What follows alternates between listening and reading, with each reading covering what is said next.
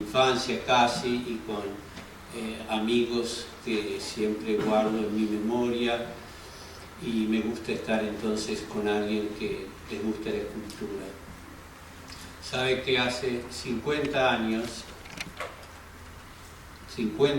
medio siglo, un viernes, como hoy, mi madre iba desde Montevideo hasta Trinidad, porque yo iba de Trinidad a Montevideo cada 15 días. Entonces, este viernes, justo como hoy, un viernes 23 de mayo de 1975, llega mi madre a mi casa en Trinidad y al rato recibimos una noticia. Nos llama que ha fallecido el escultor José Luis Zorrilla de San Martín. Por lo tanto, yo tomé una cosa que se llamaba la onda, ¿no?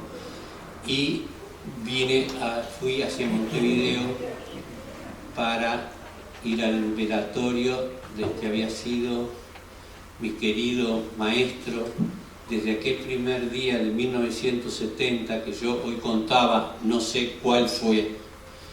Sé que fue en invierno porque mi madre me había hecho un sobre todo y yo lo estrenaba ese día que llegué. Sé que fue de mañana, pero saben ustedes que hoy les contaba también a los niños que cuando hay algo trascendente a veces se olvidan las fechas. Cuando leemos el Quijote dice: en un lugar de la Mancha de cuyo nombre no quiero acordarme.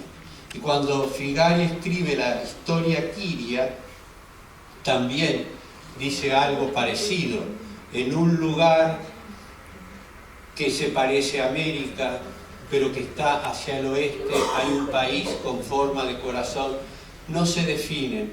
Entonces, desde hace mucho tiempo yo ya no busco definir qué día fue, pero sé que fue un día de invierno de 1970 que entré en el taller de José Luis Zorrilla de San Martín por primera vez. La puerta siempre estaba abierta, nunca se cerraba. Incluso cuando él murió, después estuvo mucho tiempo abierta la puerta.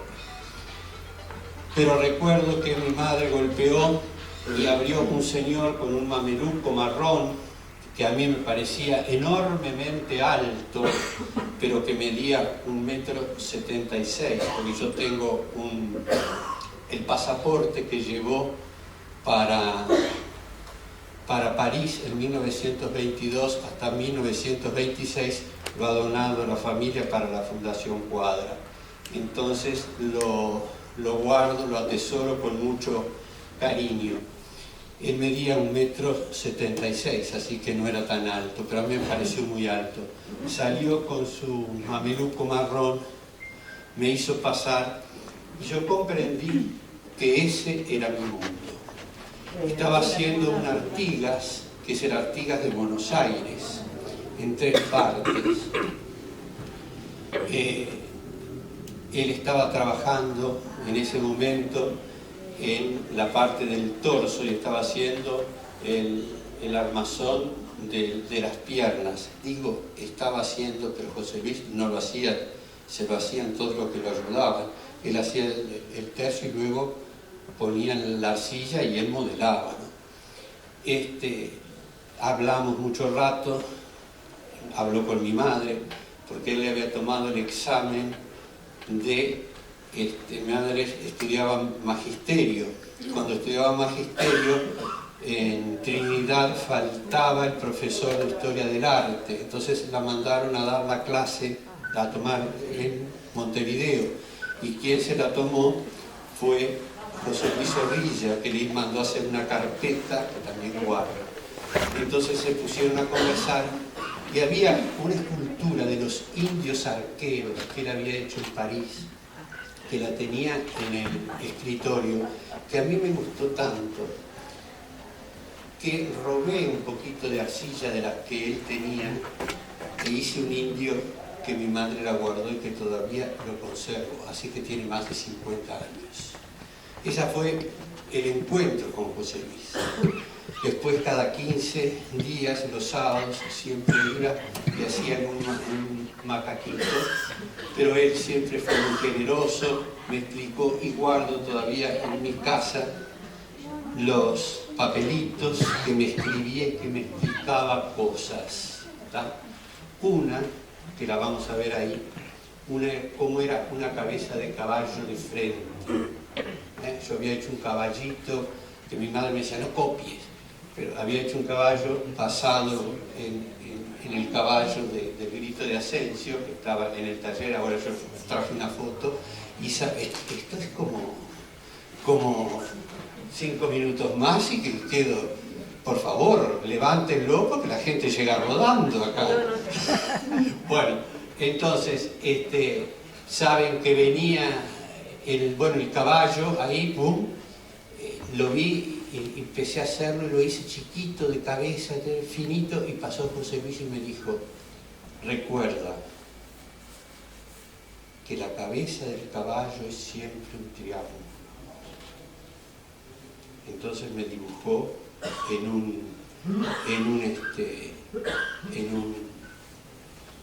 en una foto de una obra de él en la parte de atrás, me lo dibujó perfecto, lo aprendí para toda la vida. Así que les recuerdo, la cabeza del caballo es un triángulo, ¿no? Bueno, entonces, el estar acá hoy es un poco de rendirle homenaje a José Luis Zorrilla de San Martín. Y por eso es que voy a hablar de uno de los monumentos más importantes que guardan ustedes acá, o que tienen ustedes acá, como es el monumento al Grito de Asensio. Un monumento que costó hacerse como nadie se lo imagina. Uno podrá pensar que es ahora el problema que se tiene de las complicaciones que hay para hacer una escultura. No saben lo que fue. La idea no partió del Estado. La idea partió de un grupo de vecinos de Mercedes de levantar un monumento a el Grito de Asensio. De septiembre de 1900, conformando una comisión para hacer por colecta popular un monumento que recordara el evento que abre nuestra independencia, que es el Grito de Asensio. Ese monumento se iba a levantar por colecta popular. Entonces comienzan a juntar dinero, ¿no? Todos los vecinos, para poder comenzar a realizar el monumento.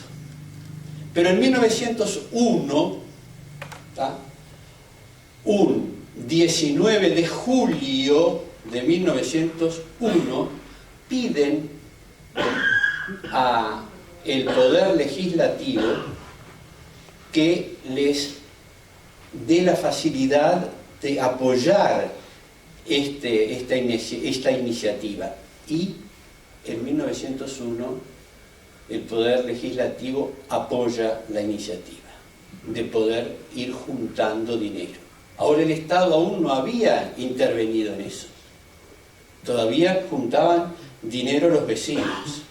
Yo no sé, pero si quieren contagiarse lo pueden hacer, ¿eh? Entonces, pasado el tiempo, en 1910, fíjense, se dan cuenta que los vecinos juntando dinero no iban a llegar, que necesitaban el apoyo del Estado. Entonces, un 20 de junio de 1910, el Poder Ejecutivo aprueba una cantidad de dinero que eran 20.000 pesos para sumar a la colecta popular y poder levantar el monumento. El dinero no era mucho, ¿no? Era menos de lo que todos pensaban, pero Con eso mismo se llama a concurso, y se llama a concurso en 1910, ¿no? Ese mismo año. Se llama a concurso y se presentan varios escultores. Entre ellos, sé que estaba Belloni. José Luis Zorrilla hace una figurita como de un tigre, de un puma, y unas flores naturales del Uruguay, unos cardos y eso. Y el que gana el concurso es el escultor Felipe Pedro Menini. Es con uno de esos dos bocetos, el que está a la izquierda de ustedes, que de estos dos los había presentado y se elige este boceto que está a la izquierda. Felipe Pedro Menini fue un escultor que ayudó a José Luis Zorrilla en sus primeros días a hacer la escultura. Él decía que había sido su primer maestro. José Luis decía una cosa muy linda: con él aprendí los rudimentos de la escultura y del arte, con Felipe Menini.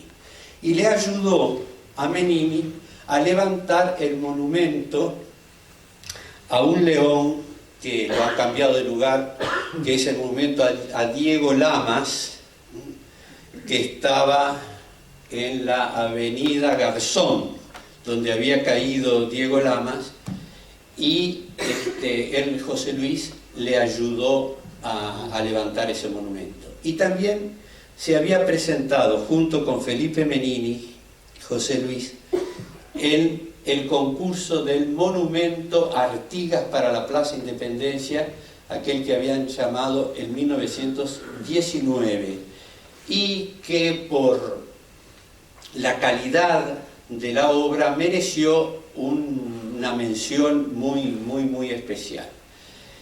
Entonces, quiere decir que Menini estaba muy ligado a José Luis Zorrilla, tanto que en 1930 José Luis le realiza el retrato, ¿no?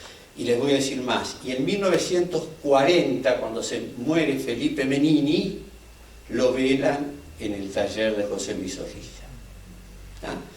La relación de Felipe Menini con Zorrilla fue una relación constante, incluso cuando José Luis se va a estudiar a París, que va 2 veces, en el 14 y luego en el 22, cuando gana el monumento al gaucho, pero en el 14 se tiene que volver por la guerra, en el 22 se queda hasta el 26 haciendo el monumento al gaucho, pero sigue en contacto con Felipe Pedro Menini. Felipe Pedro Menini no era un escultor menor.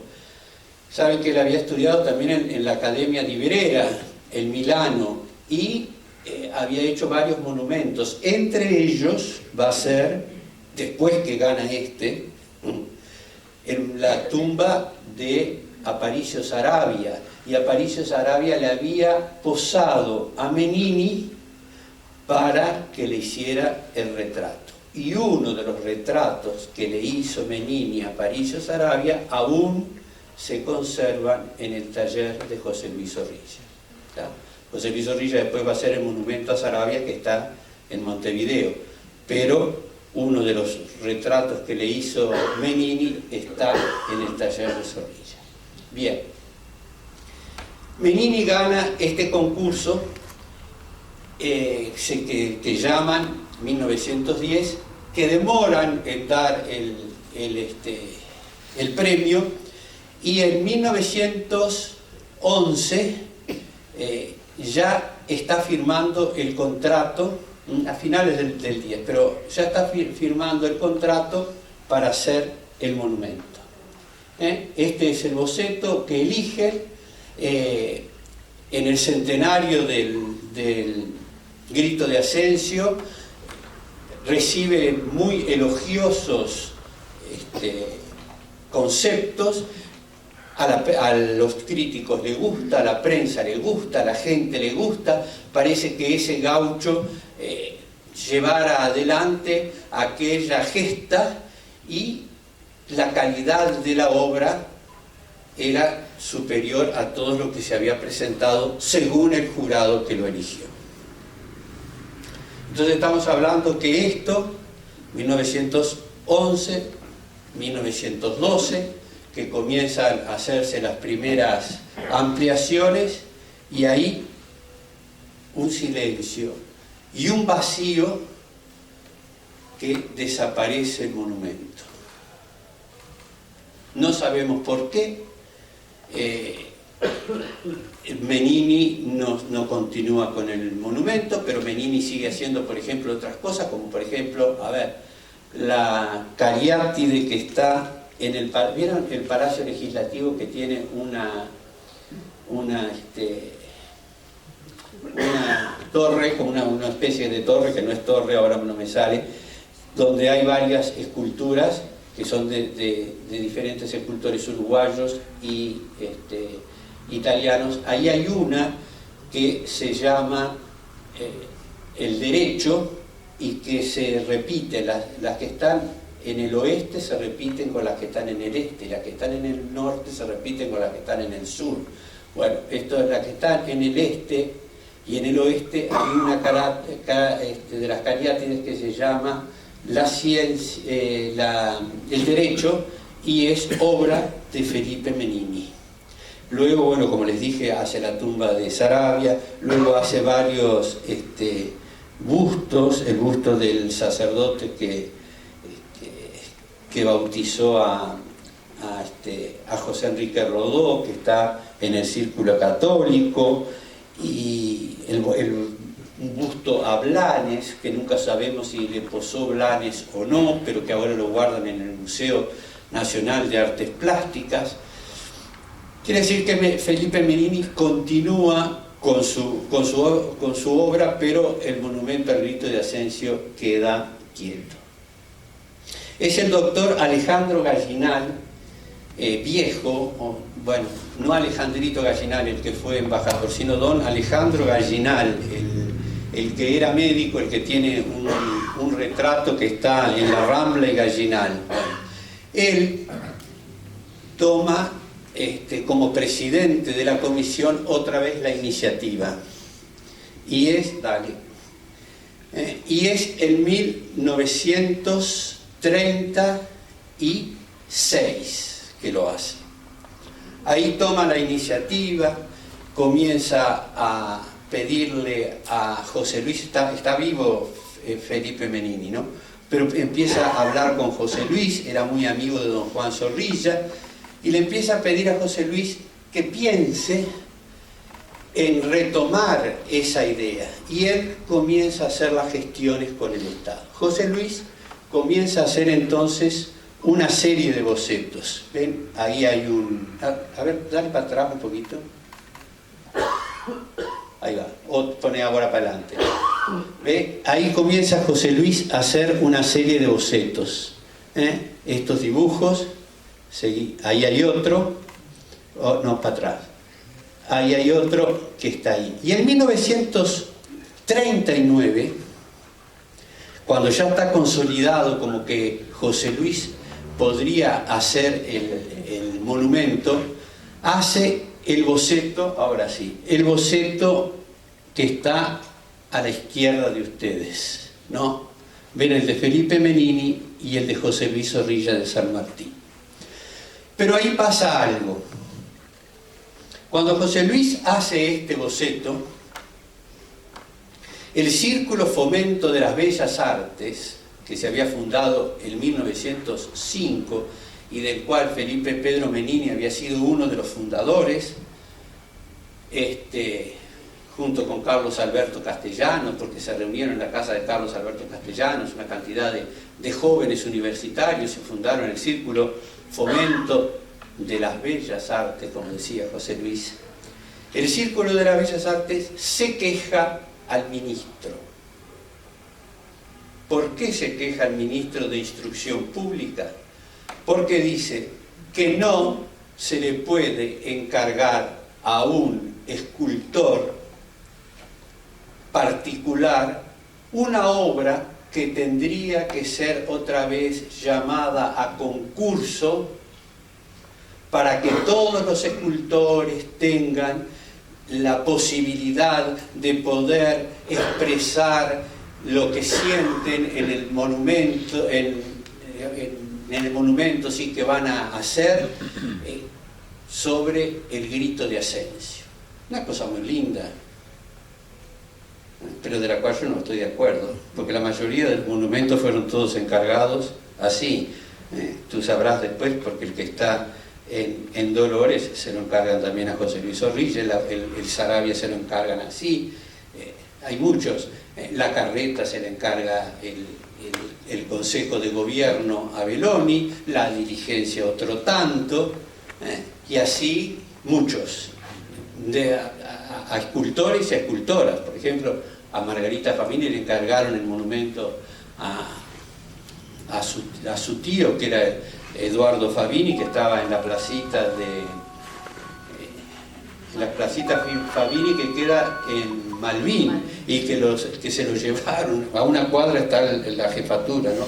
Pero se lo llevaron, medía 1,5 metros y se lo llevaron abajo del brazo, así que bueno, pero eso era Basurro, que era en ese momento el director del Círculo de las Bellas Artes. Otros pueden empezar diferente, ¿no?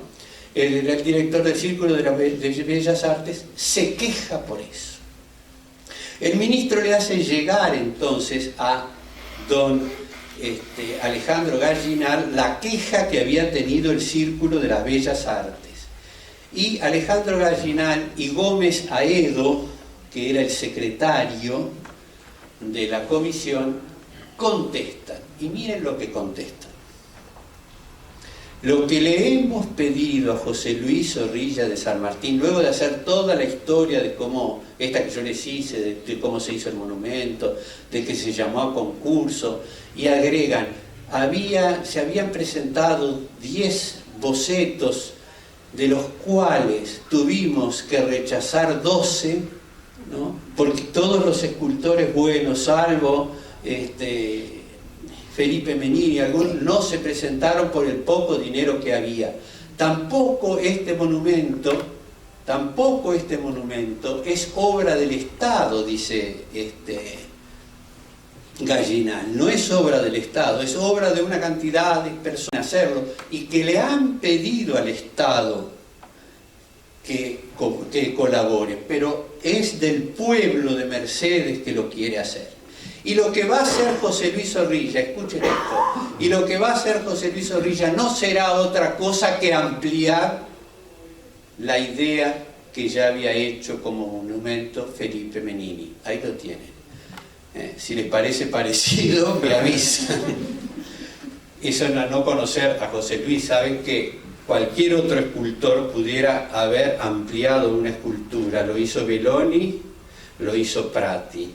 Pero quien conociera a José Luis Zorrilla de San Martín, que nació un 5 de septiembre y yo un 3, era imposible, ¿no? José Luis era imposible de que copiara o se pusiera a hacer o ampliar una obra que había hecho otro artista. Tanto es así que cuando se murió Pena en el 47, que no se había terminado la puerta de ANCAP, cuando vayan a verla en Montevideo, le pidieron a José Luis que repitiera los bocetos chicos que faltaban 3 de las figuras que están al costado. Y José Luis dijo, no, de ninguna manera, se repetirán las que están, vamos a elegir algunas, otra vez, para no tocar la obra del artista. Entonces, eso era bonito. Y José Luis hizo este boceto que un poquito se parece al otro en que lleva la mano hacia atrás, en que el caballo levanta uno de sus remos, en que la pata de atrás del caballo también se pone con el vaso como de punta en señal de que va a hacer el esfuerzo de caminar. Bueno, todas esas cosas José Luis lo toma y hace este boceto. Dale nomás. Y lo hace también con el basamento. Acá hay una fuente preciosa, pero el basamento eso será otro tema, ¿no? Pero yo creo que la fuente muy linda en otro lugar, pero el basamento, ahí no funciona la fuente. Pero bueno, José Luis hace este boceto, ¿no? Y con eso el Círculo de las Bellas Artes y todos quedan en silencio y no pasa nada. Ahora comienza a trabajar. Y cuando comienza a trabajar necesitaba un modelo para ver. Y el modelo, que yo lo conocí, que murió después de José Luis Zorrilla, era este. Él era quien ayudaba a José Luis todo el tiempo, estaba en la casa, estaba en el taller de mañana, en el taller de tarde. Se llamaba Pablo Castro. Pablo Castro. Miren, les voy a hacer un cuento. Yo no estaba ese día, pero me lo hicieron después Lalia y Moque, una de las nietas de José Luis. Un día se escapó, no lo encontraban a Pablito en el taller. ¿Y dónde está Pablo? ¿Y dónde está Pablo? ¿Y dónde está Pablo? Había ido al dentista a sacarse el único diente que le quedaba. Entonces así emparejó la boca, ¿no? Esa cosa era una cosa tan preciosa, tan de la casa. Pablo, yo era un niño, ¿no? Me recibía y tenía un gato, que yo en esa época no tenía alergia, un gato negro que se llamaba Carbonilla, ¿no? Entonces yo jugaba con el gato, corría el gato, y él hacía en el patio del taller, no sé si ustedes lo conocen, el taller de José Luis, pero en el patio hacía chupín de pescado, ¿puede ser? Sí, chupín de pescado, porque venían de esto sí soy testigo, venían los pescadores a traerle a José Luis siempre un pescado. Y una vez yo estaba ahí y escuchaba, ¡ay! Nunca vi un pescado de este tamaño. Es algo tan maravilloso. Para eso hay que ser un pescador avesado. Entonces yo dije, ¿cómo será el pescado? Salí, fui a ver un pescadito así. Pero el José Luis te llevaba tanto, te llenaba tanto, hablaba tanto, que te dejaba en el aire, salías como que fueras otra persona. Tenía esa bondad enorme. Bueno, y Pablito le ayudaba. Entonces Pablo, que era joven, este señor era el esposo, a ver si alguien se acuerda, de Isolina Núñez. De los radioteatros. De los radioteatros, ¿se acuerdan? Él era el esposo de Isolina Núñez, ¿tá? Pablo Castro. Y había hecho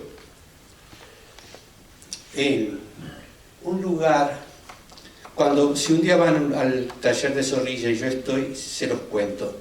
En la calle Tabaré está el taller, y luego hacia la Rambla, que antes se llamaba Rambla Wilson y que ahora se llama Mahatma Gandhi, estaba en la esquina una casa tipo española que era de Cochona Zorrilla, de San Martín de Mora. Pero entre la casa y el taller había como un terreno donde había un lugar que se había llamado el siglo XX, y donde ahí había ido a cantar Gardel, y donde se ufanaba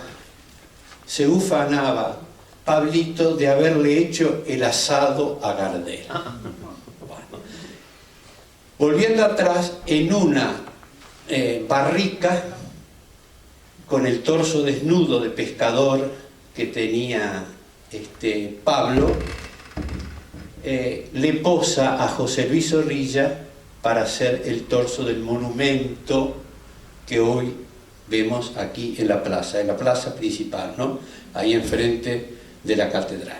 Entonces ya saben que ese monumento entonces tiene un modelo, el modelo Pablo Castro. Vamos para adelante. Pablo Castro con el tiempo, esto es anécdota, le posó también a Inés. Inés era una de las hijas del escultor Inés Zorrilla, y le hizo un retrato a Pablito ahí, que está guardado en el taller, porque lo tomaban como modelo para estudiar, para hacer. Entonces Pablo era como alguien muy cercano, como un hermano. Él comía todos los domingos en la casa de Inés iba desde el taller, en la casa de José Luis, perdón, iba desde el taller hasta la casa de José Luis a almorzar como uno más de la familia, porque en el taller entraba el presidente de la República como Pablo, como el pescador, y eran todos iguales, bajaban a la bodeguita y allí no había rango de nada, el único rango que reconocía José Luis era el rango de ser humano, el rango de persona, ¿no? Entonces Pablo le posó a todos, les ayudó a todos, vivía en una parte del taller que José Luis la hizo cerrar para hacerle su dormitorio. Inés, que es esta, se lo arreglaron de lo mejor, y también en el año 88, cuando él se murió, fue velado ahí en el taller. Así que ese taller tiene mucha historia, y a mí siempre un poco me conmueve hablar y me gusta mucho hablar. Bueno, así que ahí les presento el modelo del torso de ese monumento. Avanti. Este es el tercio que José Luis comenzaba a hacer en el barro que había traído de París, ¿no? Cuando decía, este barro que traje de París. Acá está el tercio, y vieron que si prestan atención, ya ha cambiado lo que tiene que ver con el boceto. Si vamos atrás, a ver, taca, taca, taca. Si vamos atrás con el boceto, ya el brazo no está hacia arriba, ¿no? Ya la pata del caballo no está a la mitad, sino que ha bajado la cabeza del caballo, ha subido la pata, o sea, de adelante, y ha estirado el brazo atrás, y el torso lo ha puesto casi de perfil, ¿no? Y mueve la cabeza hacia el otro lado. Eso los escultores lo sabrán bien, porque es un recurso compositivo que se llama, el volumen siempre tiene que equilibrarse, si no se cae. Vamos para adelante. Ahí va. Y ven que todavía no tiene hecha la bota de potro, está solamente con el chiripá, la bota de potro, y aparece algo también inusual ahí, que va a ser el facón, va a ser un criollo, va a ser un criollo. Y aparece también la vincha. Y otra cosa que pueden ver a los escultores, que ahora sí puedo hablar a los escultores, hay gente que tiene terror con el armazón, ¿verdad? Hay que hacer bien el armazón, menos cuadra, que sabe cómo se puede hacer todo, pero yo no hago nada. Empiezo a llamar a la gente que me ayude, porque soy un desastre, no porque no la sepa hacer, sino porque no me gusta clavar ni un clavo. No sé lo que es un clavo y un tornillo, no tengo idea, y tampoco quiero aprender.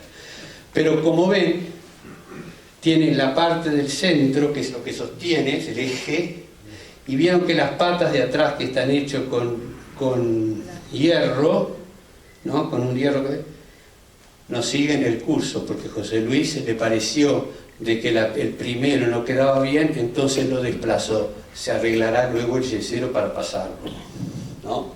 Pero el escultor no puede estar sujeto a eso. Entonces eso también siempre lo vi. El armazón me ayuda a sostener, pero no me contrae para que mi idea sea el armazón. No, yo puedo vivir. Eso, paréntesis para los escultores. Vamos para... Bueno, les mostré el tercio, y aquí está el monumento ya en grande, que mide 5 metros de alto, ¿no? Es un monumento bastante grande. Fíjense, ahora ya le ha puesto, y ha hecho un recurso que es llevar la pierna hacia atrás, ¿lo ven?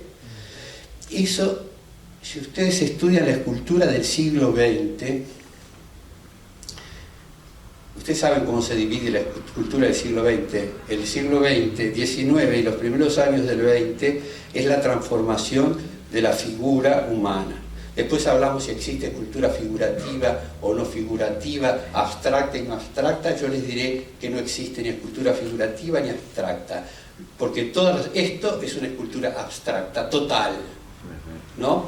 Por más que refleje, ¿no?, algo que nosotros conocemos, porque nosotros le llamamos que es figurativo porque conocemos la figura, pero esa es una forma. Y luego, cuando yo hago algo que no tiene una relación de lo que yo conozco, como por ejemplo un ser humano, el perro, el gato, ¿de qué gato es el tuyo? El gato persa, ¿no? Que hoy me miraba, que parecía que estaba aquí, bueno, lo que el perro, el gato persa, la lechuza, la cotorra que vuela, no importa, todas esas son cosas que nosotros vemos, entonces le decimos que es figurativo cuando lo hacemos, porque conocemos, pero es abstracto, está abstraído, ha pasado por nuestra cabeza, ha pasado por nuestro pensamiento. Y cuando yo hago una figura que no se parece a nada de lo que nos pueda tener una relación, también es figurativa porque ya tiene forma. Entonces se vuelve una figura. ¿Ah? Bien. Aquí, en esta escultura, verán que hay, ahora hablo de los escultores, verán que hay cosas enormemente plásticas. A José Luis le gustaba, por ejemplo, exagerar las formas. Él había estudiado también anatomía muchos años, pero le gustaba exagerar la forma, no para romperlas, sino para conjugarlas y para darle la fuerza necesaria como para poder expresar. Él expresaba su lenguaje, su poesía era la forma tratada en el barro.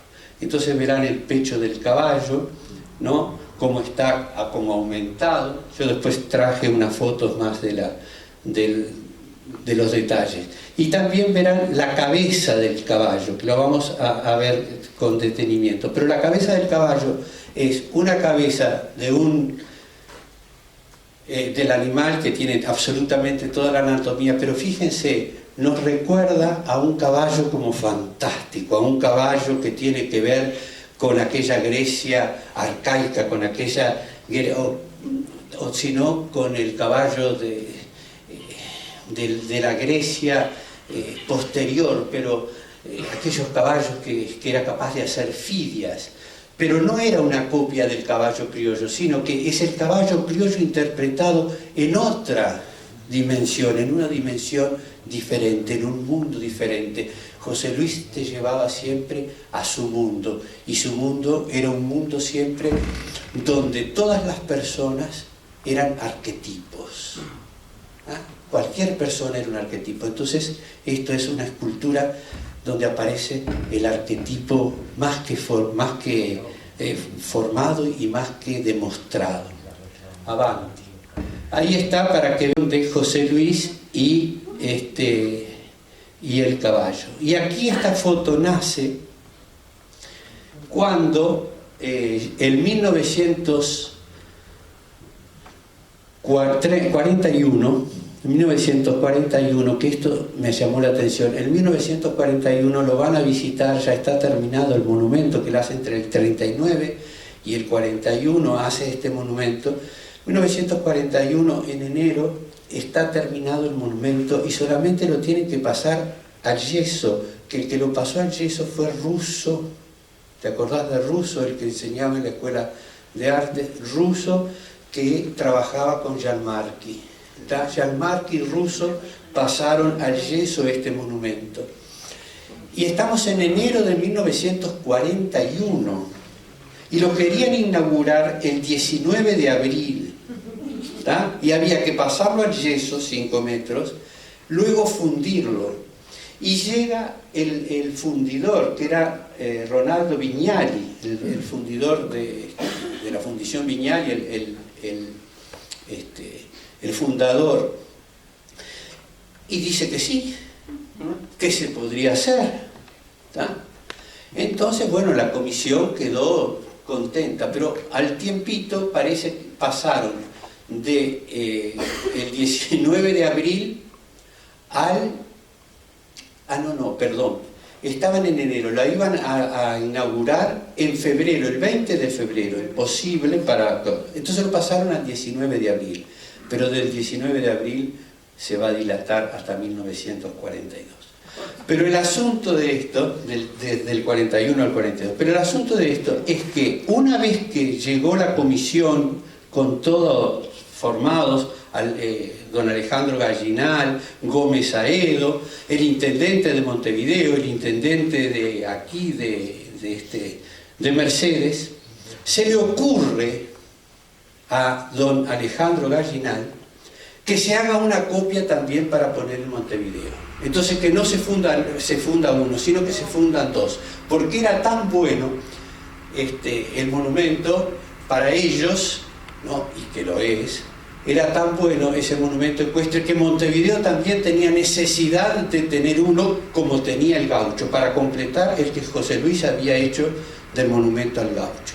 Es decir, se necesitaba una escultura ecuestre, aunque después vinieron una cantidad que decían que las esculturas ecuestres no, que no se puede hacer, que ya está, que todos nuestros héroes están a caballo. Bueno, yo tengo todos los diarios de esa época que se los puedo decir con el nombre, pero no quiero, porque estoy como Cervantes, de cuyo nombre no quiero acordarme. Entonces, una cantidad de críticos, entre comillas todos, que decían también todas esas, que miraban el último libro que había salido y entonces como les parecía que todo iba por ahí. Entonces nosotros hoy, escuchen, no tenemos una fundición, ¿ah? Solamente una, no tenemos pero Europa se ufana de tener unas preciosas fundiciones y de mandarme cosas, venga a fundir, vaya a fundir, vaya a fundir. Entonces, ojo por dónde vamos. Bueno, entonces esta foto es para ver la altura del monumento junto con José Luis y para contarles que fue la comisión 1941 y que Alejandro Gallinal pide que Montevideo tenga también otro monumento. Vamos adelante. Aquí está la cabeza del caballo que yo les dije. Fíjense cómo guarda ese sentido bravío. Fíjense la boca del caballo, ¿no? Que tiene esas riendas atadas aquí, que no tiene freno, que no está enfrenado, sino que está como con una especie de... Mi abuelo que estaba en el campo sabía bien cómo se llamaba eso, pero como con un bozal, si alguien sabe cómo es que se pone aquí, que tira hacia atrás. Y miren, fíjense también cómo José Luis juega con las líneas del pelo, de las crines del caballo, los ojos, que son una esfera siempre, los ojos que son una esfera, los ojos del caballo que son una esfera, a ver si les queda claro, los ojos del caballo que son una esfera. Una vez fui a la casa de un escultor, una vez que se había muerto José Luis Zorrilla, mi madre me llevó a ver otro escultor, estaba haciendo un caballo, miro así los ojos, dos almendras.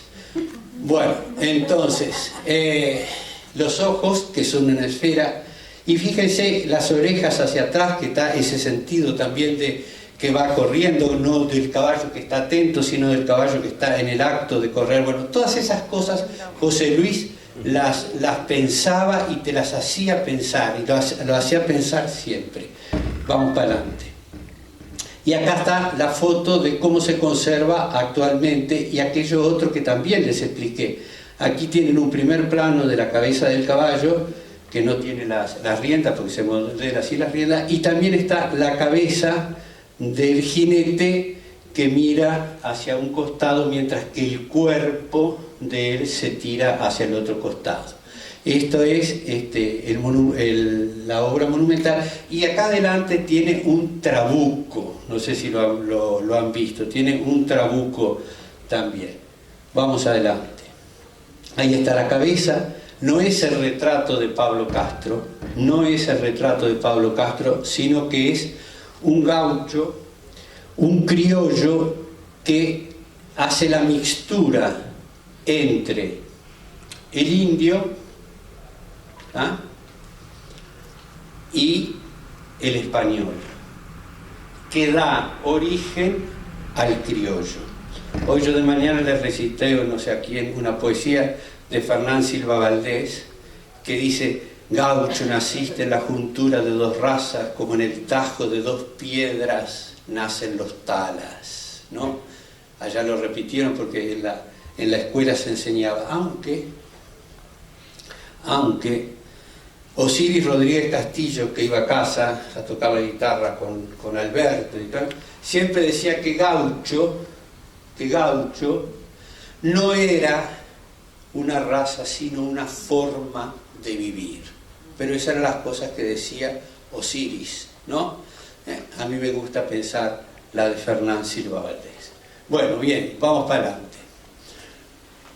Una vez que se fundió, 1941, al final de octubre, en octubre de 1941, había en Montevideo una tradición que era exponer la obra fundida en una parte de la ciudad.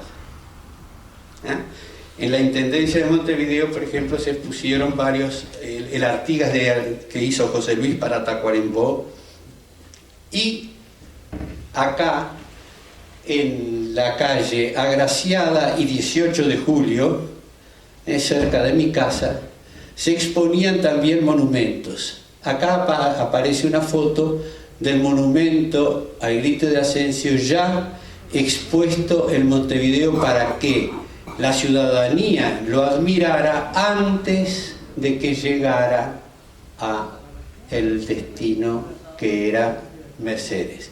Ciertamente en eso también estaba con Gallinal la idea de que este monumento también se pudiera replicar en Montevideo, cuestión que no pasó y que ahora ni pensar, porque por favor no vamos a gastar plata en el monumento, como me dijo uno, teniendo para hacer una casa a otro. Pero les recuerdo que mientras no existan los monumentos van a haber mucha gente sin casa, Recuérdate questo que vi para bene.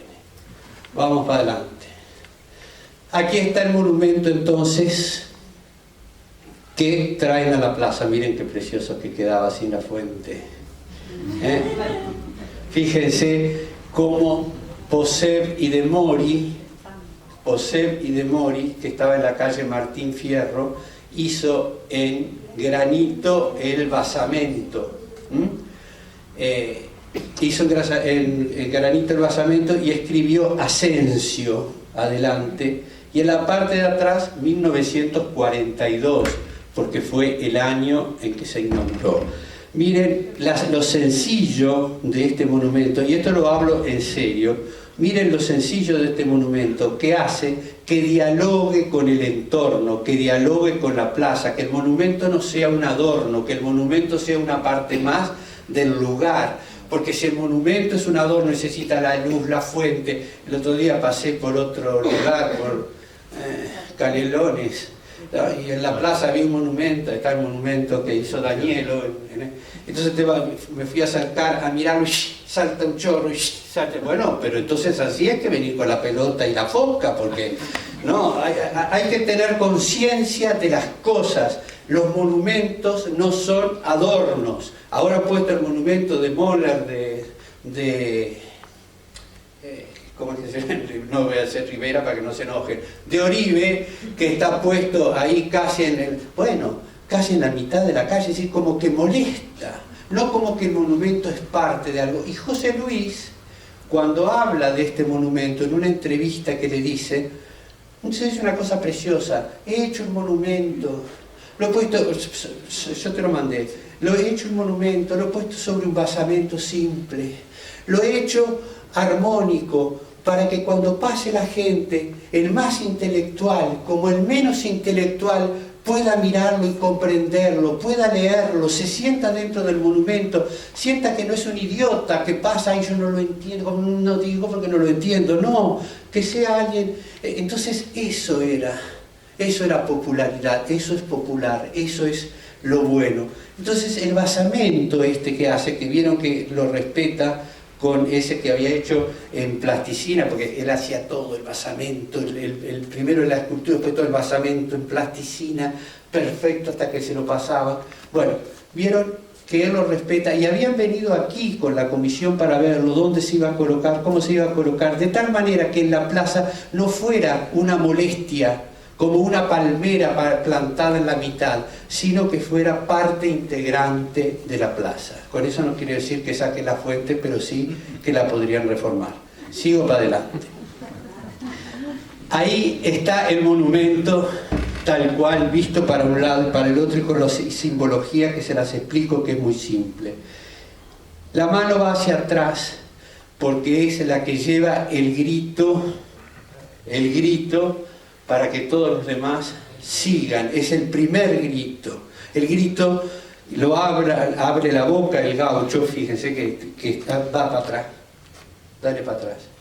Fíjense que el gaucho tiene la boca entreabierta, pero el eco del grito está en el brazo hacia atrás del monumento. Ahí, vieron que está entreabierta, no está gritando. ¿Por qué? Porque el grito es como el eco, sin hacer literatura, como el eco queda en el brazo que le dice que vaya hacia adelante, ¿vale? Que vaya, ahí va, ahí está bien, que vaya hacia adelante. Ven que va mirando hacia el costado, como le dije hoy, como oteando el horizonte hacia donde debe ir, con un caballo, poné de perfil, otro, seguí, no, para adelante, ahí va, para adelante, no. Ahí, para adelante, con un caballo que ven que tiene las dos patas de atrás, fíjense, ¿no?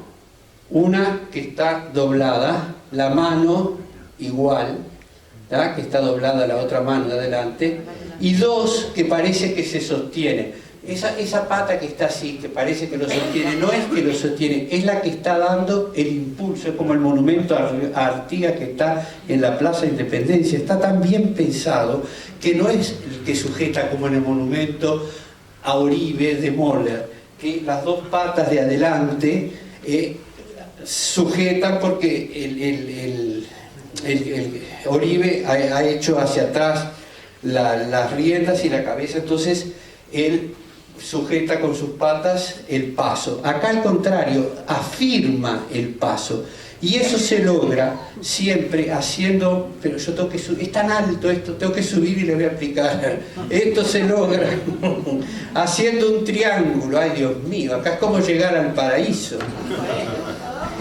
No es para cualquiera esto, ¿eh?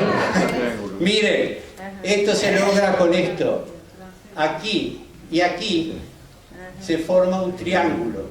Entonces no aparece un sentido, me caigo, no aparece un sentido estático, sino un sentido dinámico.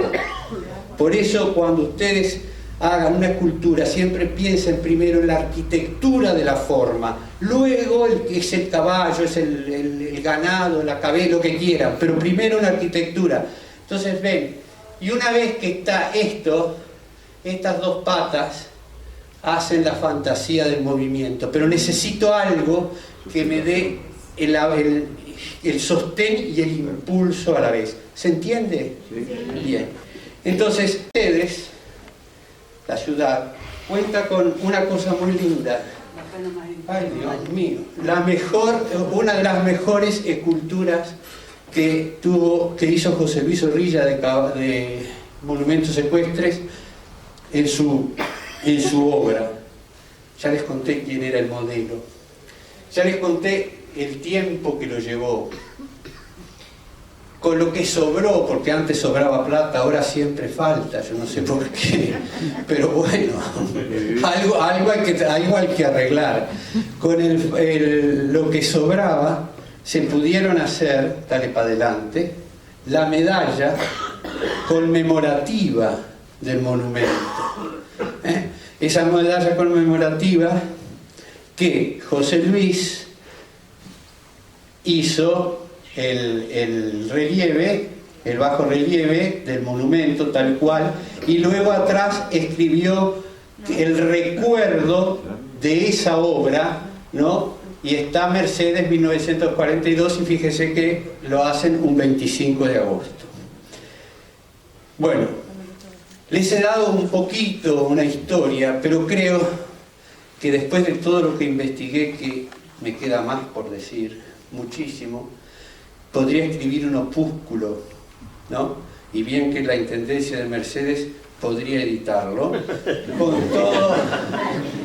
con todo la historia del monumento, que es mucho más, ¿no? Como lo hizo, las vicisitudes, tengo las fotos de cuando tenía el armazón y absolutamente todo, esas cosas. Bueno, Muchas gracias, primero, por haber estado. Segundo, el placer de estar entre muchos amigos y con los que he compartido. Gracias a Mercedes. Gracias porque Mercedes tiene un monumento precioso. Un monumento de alguien que yo quiero mucho y que todos tendríamos que querer mucho, ¿no? Los que somos artistas. Porque era un hombre que se jugó por el arte. Un hombre que vivió para el arte.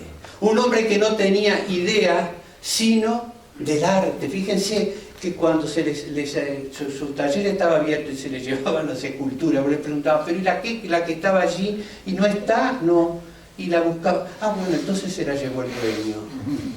Y ahí terminaba todo su idea. No seguía diciendo qué espantoso. Ahí, es decir, él tenía la bondad del hombre que es capaz de unir al artista y al ser humano.